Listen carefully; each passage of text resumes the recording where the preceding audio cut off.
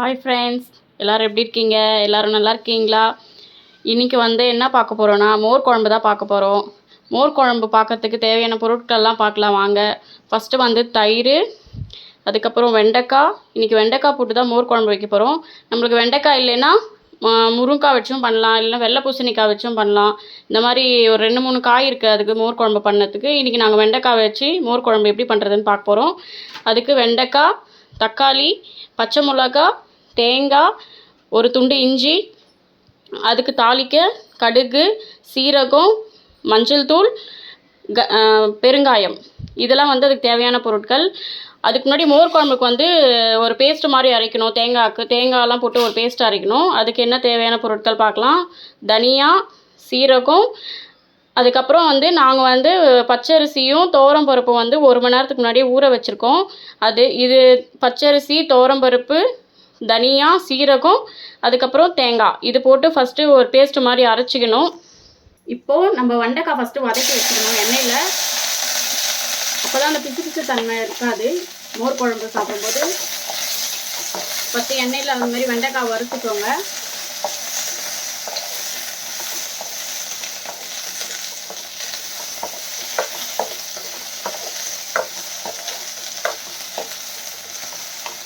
லைட்டாக கருவேப்பிலை கொஞ்சம் போட்டுக்கோங்க.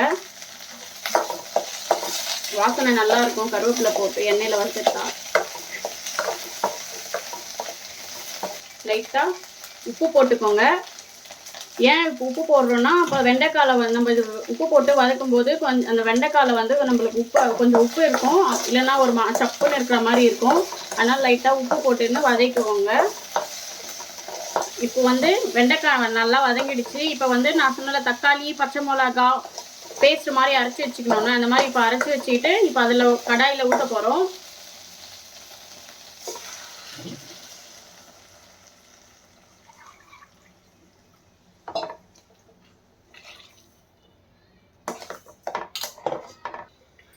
இப்போ நல்லா வெண்டைக்காய் வேகிற வரைக்கும் அதுக்குள்ளே இன்னொரு பேஸ்ட்டு அரைக்கணும். அதில் தேங்காய், பச்சரிசி, துவரம்பருப்பு ஊற வச்சதில் அதுக்கப்புறம் சீரகம், தனியா, ஒரு துண்டு இஞ்சி, இதெல்லாம் போட்டு பேஸ்ட் பண்ணி வைக்கணும். பேஸ்ட் பண்ணிவிட்டு நைஸாக அரைச்சிட்டு இப்போது இந்த மாதிரி பேஸ்ட் மாதிரி நல்லா நைஸாக அரைச்சிக்கோங்க.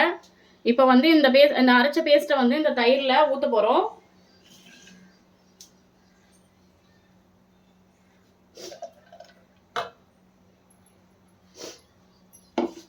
கொஞ்சம் லைட்டாக தண்ணி ஊற்றிக்கோங்க. தண்ணி ஊற்றிட்டு நல்லா அலசிட்டு ஊற்றிக்கோங்க இதில். இப்போது இதில் பேஸ்ட் ஊற்றிருக்கோம்ல, இதில் லைட்டாக மஞ்சள் தூள் போட்டுக்கோங்க.